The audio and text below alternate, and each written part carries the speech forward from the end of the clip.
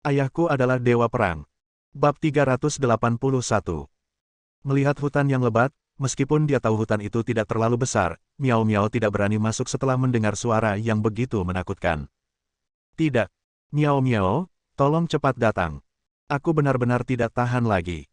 Aku merasa, aku akan mati. Kamu adalah saudara perempuanku yang baik, datang dan selamatkan aku. Sudah terlambat untuk menelepon seseorang. Ayo cepat. Meskipun Miao Miao sangat iri pada Suke saat ini, tapi jika kamu memeluk paha sahabat ini, kamu mungkin bisa menjadi artis kontrak film dan televisi Tian-Tian di masa depan. Selain itu, saudari, untuk apa saudara perempuan? Bukankah ini hanya soal keberanian dan upaya untuk melakukan upaya di saat krisis?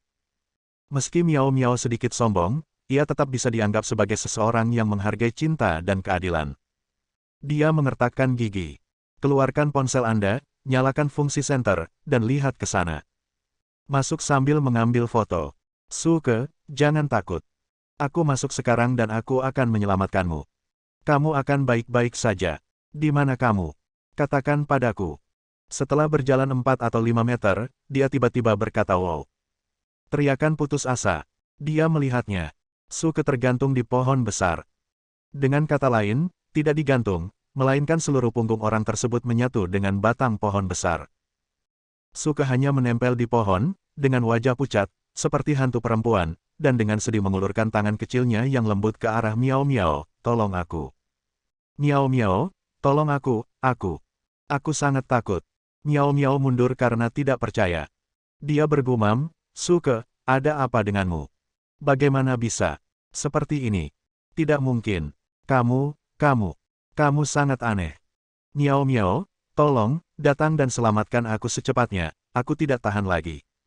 Suke terus memohon. Miao Miao masih sangat ketakutan. Dia belum pernah melihat hal seaneh ini.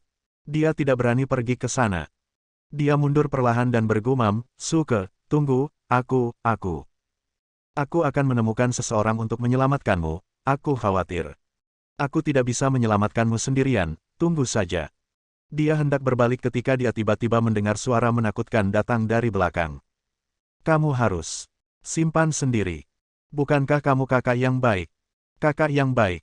Bukankah kamu harus mempertaruhkan nyawamu sendiri? Hehehehe. Tawa yang menakutkan ini membuat Miao Miao terdiam. Secara sederhana, seluruh orang membeku. Dia tahu siapa pemilik suara ini. Itu milik Xiao Ziji. Tetapi, bukankah Xiao Ziji sudah mati? Hari ini, dia pergi makan malam dan berdansa dengan beberapa orang kaya generasi kedua yang berstatus tinggi selama makan malam. Dia mendengar dari mereka bahwa menurut gosip yang dapat dipercaya, Xiao Ziji dan beberapa kaki tangan utamanya. Mereka semua terbunuh. Namun faktanya ditutup-tutupi dan hanya sedikit orang yang mengetahuinya. Dia tidak berani menoleh dan menangis, Xiao Ziji, lepaskan aku, itu bukan urusanku. Tiba-tiba, sebuah tangan mendorong kuat ke arahnya. Dia segera berteriak dan melemparkan dirinya ke depan, segera menuju Suke, yang memiliki wajah sedih. Dia hendak mencoba yang terbaik untuk menyingkir, tetapi ternyata dia sepertinya telah jatuh ke dalam jurang. Saya tidak dapat melihat apapun lagi, semuanya segera menjadi gelap. Sepertinya aku bahkan tidak tahu siapa diriku lagi. Di hutan yang gelap, dua gadis menyedihkan terbaring, wajah mereka pucat dan berlinang air mata, rasa takut dan putus asa saling terkait. Di samping mereka, ada beberapa pria berpakaian hitam berdiri, hampir menyatu dengan malam. Mereka juga mengenakan masker berwarna hitam, sangat lembut, seperti sutra, yang menutupi hampir seluruh wajah mereka, termasuk mata dan lubang hidung, namun harus dapat bernapas. Kalau tidak, aku akan mati lemas. Sekilas terlihat seperti tidak memiliki ciri wajah dan sangat menakutkan seperti hantu. Dan gadis yang diselamatkan, ayo kita tangkap dia juga. Sebarkan beritanya. Katakan bahwa dia ditangkap oleh hantu Xiao Ziji, lalu kirimkan beritanya. Dan tangkap dia di Yinbingling di gunung belakang. Seorang pria yang sangat tinggi dan kurus berkata, ingat, berita harus disampaikan dengan kedua hidung dan mata. Itu pasti membuat semua orang takut dan berpikir itu benar.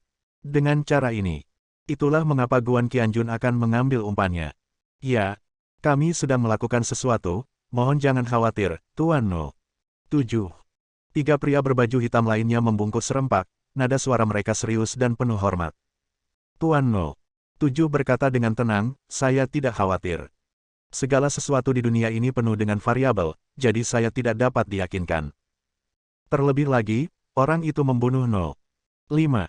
Salah satu pria berbaju hitam berkata dengan nada menyanjung, kalau begitu, kamu tidak seharusnya dipanggil Tuan No. 7 lagi, kamu harus menjadi Tuan No. 6. Selamat, Tuan No. 6. Pria berbaju hitam lainnya memberi selamat satu demi satu. Nada suara No. 7 terdengar dingin, ya, saya memang No. 6 sekarang, tetapi Anda memberi selamat kepada saya dengan cara yang salah. Itu karena seorang pemimpin meninggal sehingga saya masuk. Apa yang bisa membuat saya bahagia? Mencari kematian. Tiba-tiba, beberapa pria berbaju hitam terdiam. Nomor 7. Tidak. Nomor 6. Dia meletakkan tangannya di belakang punggungnya, menatap langit yang gelap, dan berkata perlahan, dengan temperamen kencing Guan Qianjun, selama berita itu tersebar, dia pasti akan datang, tapi... Semakin benar berita tentang hantu tersebar, dia akan semakin tidak waspada dan tidak akan curiga bahwa kamilah yang bertanggung jawab. Saya berharap dengan menggunakan gadget di Yin Bingling, saya bisa menyingkirkannya dan berhasil mendapatkan porselen biru putih. Beberapa pria berbaju hitam mengangguk, dan pemimpinnya tidak bisa menahan diri untuk tidak berkata, ngomong-ngomong, Tuan No. 6. No. 6. Tidak, Tuan No. 5 saat ini, bukankah dia memiliki tujuan yang lebih langsung? Petik 2. Langsung menangkap gadis bernama Shen Feixue. Shen Feixue jauh lebih penting daripada beberapa gadis yang kami tangkap. Dikatakan bahwa dia adalah wanita Guan Qianjun. Sudut bibir No. 6 melengkung, hanya karena dia adalah wanita Guan Qianjun, menurutmu semudah itu? Dia mungkin telah memperingatkan musuh. Meskipun di permukaan, tampaknya Guan Qianjun dan Shen Feixue telah putus, tapi... Saya yakin Guan Qianjun tidak akan begitu acuh terhadap Shen Feixue. Lihat saja. Semua orang memuji Tuan No. 6 karena kepintarannya, dan kemudian memasukkan kedua gadis malang itu ke dalam tas kain. Segera, kelompok itu menghilang di malam hari. Segera setelah. Di asrama putri tertentu, para gadis sedang berbaring di tempat tidur dan menelusuri ponsel mereka. Pintu kamar mandi tertutup, dan terdengar suara gemerincing samar. Tiba-tiba, terdengar teriakan dari dalam. Wajah gadis-gadis itu menjadi pucat karena ketakutan, dan mereka semua bertanya dengan keras. Yu Xiaofang, ada apa denganmu? Kenapa kamu tiba-tiba berteriak begitu ketakutan? Bicaralah kembali. Tapi tidak peduli bagaimana gadis itu berbicara, tidak ada sepatah kata pun yang keluar. Yu Xiaofang adalah gadis yang diintimidasi oleh Xiao Ziji, melihatnya jatuh, dan menerima kompensasi 10 juta yuan. Semua orang tidak bisa berhenti berteriak, jadi mereka semua keluar bersama, berjalan bersama, dan dengan hati-hati membuka pintu.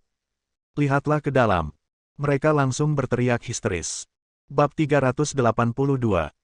Gadis-gadis itu berteriak panik. Mereka melihat pemandangan yang sangat mengerikan.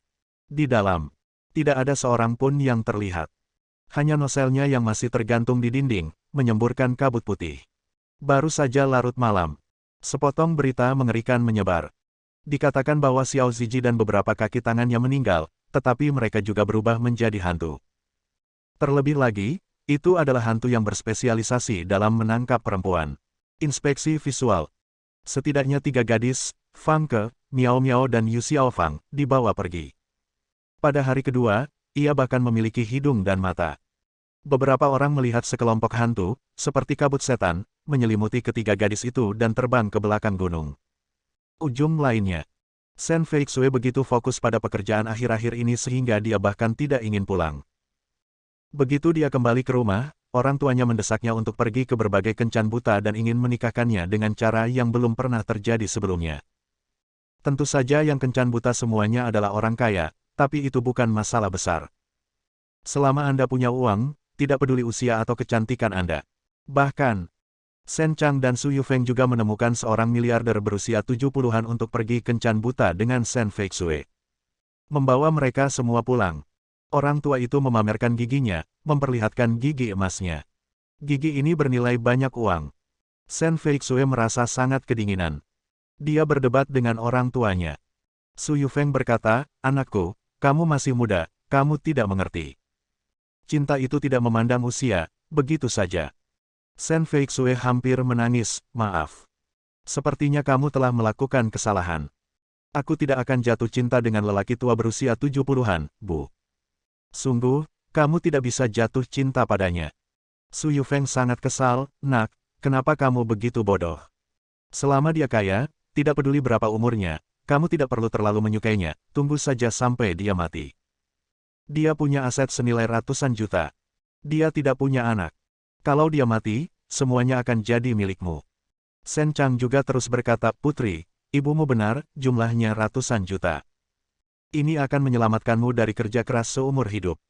Shen Feixue sangat marah sehingga dia tidak ingin pulang dan tetap tinggal di perusahaan. Dia masih memikirkan Guan Qianjun sepanjang waktu. Tiba-tiba aku merasakannya. Bahkan jika dia menemukan seseorang untuk memukuli orang tuanya, dia akan tetap dimaafkan. Yang paling disayangkan adalah orang tualah yang tidak bisa bangun. Tetapi, ketika saya memikirkan tentang apa yang orang tua saya katakan, wanita kaya itu adalah pacar sebenarnya Guan Qianjun, dan dia bahkan bukan ban serep, dan dia sangat marah hingga dia ingin menggigit Guan Qianjun sampai mati. Malam ini, dia berangkat kerja sampai hampir jam 8, dan punggungnya sakit, jadi dia bangun dan keluar kantor. Kantinnya ada di gedung lain. Saat dia keluar, hanya ada beberapa orang di jalan, kecuali cahaya yang datang dari bengkel tidak jauh dari situ. Aku bahkan tidak tahu apakah ada yang bisa dimakan di kafetaria. Shen Feixue tidak ingin mengkhawatirkannya lagi, dia akan makan apapun yang dia punya. Tepat ketika dia hendak berjalan ke pintu kafetaria, beberapa sosok hitam tiba-tiba muncul tidak jauh dari situ. Tanpa mengucapkan sepatah kata pun, dia bergegas menuju Shen Feixue seperti embusan angin. Shen Feixue sangat ketakutan sehingga dia berbalik dan lari. Dia berteriak. Pos keamanan awalnya berjarak sekitar 40 atau 50 meter. Saat itu juga malam dan sepi, jadi dia seharusnya terdengar di sana. Tapi dia merasakannya. Suara dia berteriak terdengar seperti dia jatuh ke dalam lubang hitam tak berujung. Dan, beberapa sosok hitam tiba-tiba muncul di depan. Bahkan wajahnya ditutupi sutra hitam, dan fitur wajahnya gelap, seolah-olah tidak ada, seperti hantu. Salah satu dari mereka berkata dengan kasar, kamu tidak perlu melarikan diri. Kamu tidak dapat melarikan diri. Patuh saja dan tidak akan banyak kerugiannya. Segera, dia bergegas ke Shen Feixue dan mengulurkan tangan untuk mengambilnya. Shen Feixue juga pernah berlatih taekwondo dan seterusnya, dan melihat kungfu Guan Qianjun tampaknya cukup bagus, dia juga mendesaknya untuk mengajarinya beberapa gerakan. Tendangan tiba-tiba. Dia menendang seorang pria berbaju hitam dan melemparkannya beberapa langkah. Salah satu dari sedikit orang berbaju hitam tercengang, lalu mereka tertawa. Aku masih memiliki beberapa keterampilan, tapi itu tidak cukup. Beberapa pria berbaju hitam dengan cepat menghajar Shen Feixue hingga jatuh dan pingsan. Berikutnya, dia juga mengeluarkan karung besar dan mencoba memasukkannya ke dalamnya. Tetapi, tidak ada yang memperhatikan bahwa gas merah aneh keluar dari gelang kanan Shen Feixue. Tanpa sadar, dia berbalik ke belakang mereka. Itu benar-benar hantu. Dengan tenang, dia mengusap ke arah tulang leher mereka. Tiba-tiba, sebanyak 4 pria berbaju hitam berhenti. Mereka tiba-tiba merasa pusing, dan seluruh kepala mereka seperti tidak terkendali, tenggelam ke bahu mereka. Dengan cepat memegangi kepala mereka, mereka melihat sekeliling dengan tidak percaya.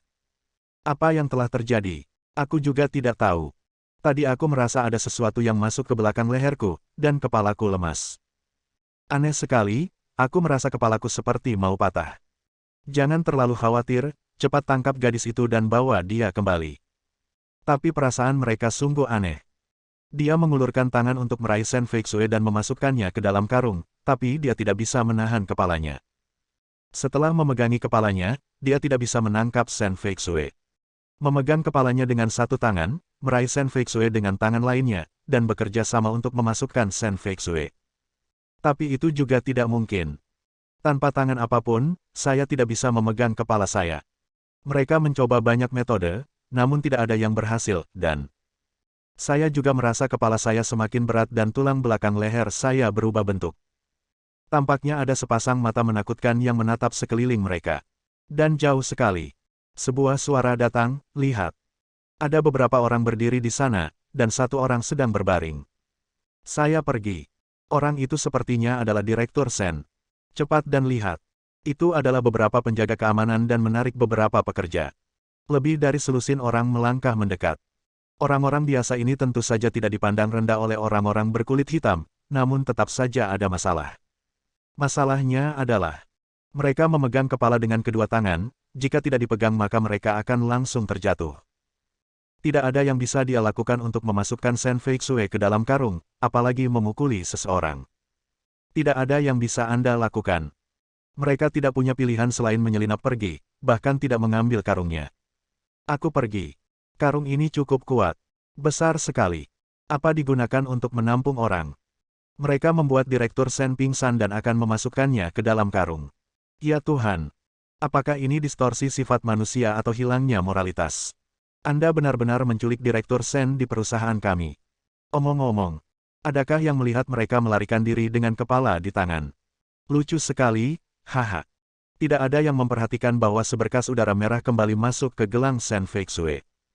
Mereka membangunkan Shen Feixue. Shen Feixue sadar dan segera menelepon Guan Qianjun. Di sana, setelah Guan Qianjun mendengar ini, dia terkekeh dan secara kasar memahami siapa yang melakukannya. Kelihatannya, orang-orang itu tidak tahan lagi dan mulai menyatakan perang. Untungnya, Xiao Hong ditinggalkan bersama Shen Feixue, jika tidak, konsekuensinya akan menjadi bencana. Bersambung.